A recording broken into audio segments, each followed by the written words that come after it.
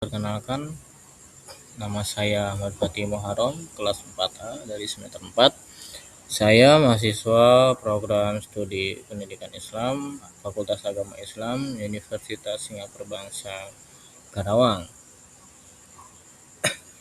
Pada kesempatan ini, saya akan memaparkan beberapa hasil kajian mengenai pemikiran tokoh-tokoh pendidikan Islam dan relevansinya terhadap dunia pendidikan saat ini sebagai bagian dari tugas ujian akhir semester mata kuliah filsafat pendidikan Islam yang dibimbing oleh Bapak Dr. Iqbal Amar Muzaki MPD. Baik, langsung saja kepada jawaban pertama, demokratisasi pendidikan dalam PAI. Demokratisasi pendidikan merupakan upaya memberikan kesempatan yang sama kepada seluruh peserta didik untuk memperoleh pendidikan tanpa diskriminasi. Dalam pembelajaran pendidikan agama Islam, prinsip ini dapat diwujudkan melalui pembelajaran yang partisipatif, dialogis, dan menghargai perbedaan pendapat siswa. Guru tidak hanya berperan sebagai penyampai materi, tetapi juga sebagai fasilitator yang mendorong siswa untuk berpikir kritis dan aktif dalam proses pembelajaran. Di era digital ini, tantangan yang muncul antara lain kesenjangan akses teknologi, rendahnya literasi digital, dan maraknya informasi keagamaan yang belum terverifikasi. Oleh karena itu, pembelajaran PAI perlu mengintegrasikan nilai-nilai Islam dengan kemampuan literasi digital agar siswa mampu memanfaatkan teknologi secara bijaksana. Referensi Tilaar 2012, Perubahan Sosial dan Pendidikan, Freire 2005. Pendidikan kaum tertindas UU nomor 22 tahun 2003 tentang sistem pendidikan nasional. Selanjutnya saya akan membahas konsep pendidikan menurut Ibnu Khaldun dan relevansinya dengan kurikulum merdeka. Konsep pendidikan Ibnu Khaldun dan kurikulum merdeka. Menurut Ibnu Khaldun, pendidikan harus dilaksanakan secara bertahap sesuai perkembangan intelektual peserta didik serta memperhatikan pembentukan adab. Pemikiran ini sejalan dengan kurikulum merdeka yang menekankan pembelajaran sesuai kebutuhan dan karakteristik siswa.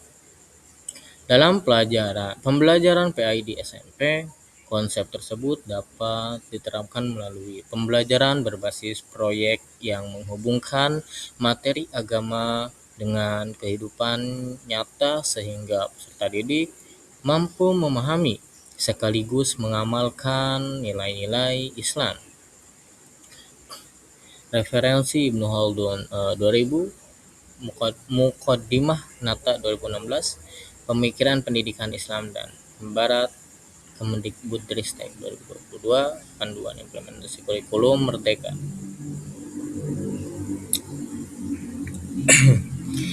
Yang selanjutnya saya akan jelaskan pemikiran Kiai Haji Ahmad Dahlan mengenai integrasi ilmu agama dan ilmu pengetahuan. Relevansi pemikiran Kiai Haji Ahmad Dahlan menekankan pentingnya integrasi antara ilmu agama dan ilmu pengetahuan modern. Menurut beliau, pendidikan harus mampu membentuk manusia yang memiliki kecerdasan intelektual sekaligus akhlak yang baik di tengah fenomena dekadensi moral pelajar. Pemikiran ini sangat relevan karena mampu menghubungkan nilai-nilai agama dengan perkembangan ilmu pengetahuan dan teknologi. Salah satu penerapannya adalah pembelajaran tentang etika bermedia sosial berdasarkan ajaran Islam. Referensi Noer 1996, Gerakan Modern Islam di Indonesia, Burhani 2010, Muhammadiyah Jawa Putra 2019, Pendidikan Islam Integratif. Selanjutnya saya akan membahas pandangan Kiai Haji Hasyim Asy'ari terkait pendidikan akhlak dalam pentingnya akhlak dalam pendidikan. Pemikiran Kiai Haji Hasyim Asy'ari tentang akhlak. Kiai Haji Hasyim Asy'ari menempatkan akhlak sebagai inti pendidikan. Beliau mengajarkan bahwa ilmu akan lebih bermanfaat apabila disertai dengan adab dan sikap hormat kepada guru. Dalam konteks pendidikan modern, nilai-nilai tersebut sangat penting untuk membentuk karakter siswa yang sopan, santun, disiplin, dan bertanggung jawab. Selain itu, guru juga harus menjadi teladan sehingga proses pendidikan tidak hanya berlangsung melalui pengajaran tetapi juga melalui contoh perilaku yang baik. Referensi Kiai Haji Hasyim Asy'ari 1995, Adab al-Alim wa al-Muta'alim Nata 2017, Pemikiran Pendidikan Islam Juhairini 2015. Yang selanjutnya saya akan membahas pandangan pemikiran Ahmad Hasan dalam pendidikan Islam. Ahmad Hasan menegaskan pentingnya menjadikan Al-Quran dan hadis sebagai dasar utama dalam pendidikan Islam. Pemikiran ini mendorong peserta didik untuk memahami ajaran Islam secara langsung dari sumber yang autentik. Selain itu, beliau juga memberikan ruang bagi penggunaan akal dan ijtihad untuk menjawab berbagai persoalan kontemporer. Oleh karena itu, pemikirannya lebih dekat dengan semangat reformisme karena berupaya melakukan pembaruan tanpa meninggalkan sumber utama ajaran Islam. Referensi Hasan 1988, Kesopanan Tinggi Islam, Azra 2012.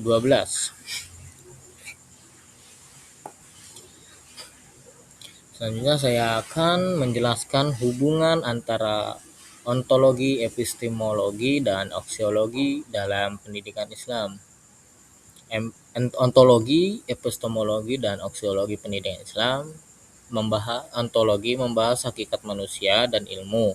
Epistemologi membahas sumber serta cara memperoleh ilmu. Sedangkan aksiologi membahas tujuan dan manfaat ilmu tersebut. Ketiganya saling berkaitan dan menjadi fondasi dalam pendidikan Islam. Hubungan antara ketiga aspek ini dapat menjadi dasar dalam merumuskan visi dan misi program studi pendidikan agama Islam yang bertujuan menghasilkan lulusan yang beriman, berilmu, dan mampu memberikan manfaat bagi masyarakat. Referensi Tafsir 2013, Falsafat Pendidikan Islam, Mujib 2014, Ilmu Pendidikan Islam Al-Atos 1995. Berikutnya saya akan membahas konsep ta'dib yang dikemukakan oleh Syed Muhammad Naqib Al-Atos. Konsep ta'dib menurut Syed Naqib Al-Atos memperkenalkan konsep ta'dib sebagai proses penanaman adab dalam pendidikan. Menurut beliau, tujuan pendidikan bukan hanya menghasilkan individu yang cerdas, tetapi juga berakhlak mulia. Konsep ini memiliki kesesuaian dengan tujuan pendidikan nasional yang menekankan pengembangan karakter spiritual dan kecerdasan peserta didik. Dalam pembelajaran PAI, konsep ta'dib dapat diterapkan melalui pembiasaan sikap positif, keteladanan guru, dan pengintegrasian nilai-nilai akhlak dalam setiap kegiatan belajar. Referensi Al-Atos 1980, The Concept of Education in Islam, Tafsir 2013, Filsafat Pendidikan Islami nomor 20 tahun 2003 tentang sistem pendidikan nasional. Yang terakhir saya akan menjelaskan gagasan Islamisasi ilmu pengetahuan menurut Ismail Raji Al-Faruqi. Islamisasi ilmu menurut Ismail Al-Faruqi mengemukakan gagasan Islamisasi ilmu pengetahuan yang bertujuan mengintegrasikan ilmu agama dan ilmu umum. Menurutnya, seluruh ilmu harus diarahkan untuk mendukung nilai-nilai Islam dan kemaslahatan manusia. Salah satu implementasinya di sekolah adalah menghubungkan materi zakat dalam PAI dengan ilmu ekonomi dan sosiologi, hingga siswa memahami fungsi zakat tidak hanya sebagai ibadah, tetapi juga sebagai instrumen kesejahteraan sosial. Referensi Al-Faruqi 1982, Islamization of Knowledge, Muhaimin 2015. Mungkin cukup segitu saja pemaparan dari saya, Mas Fatim Harom. Kurang lebihnya mohon maaf. Assalamualaikum warahmatullahi wabarakatuh.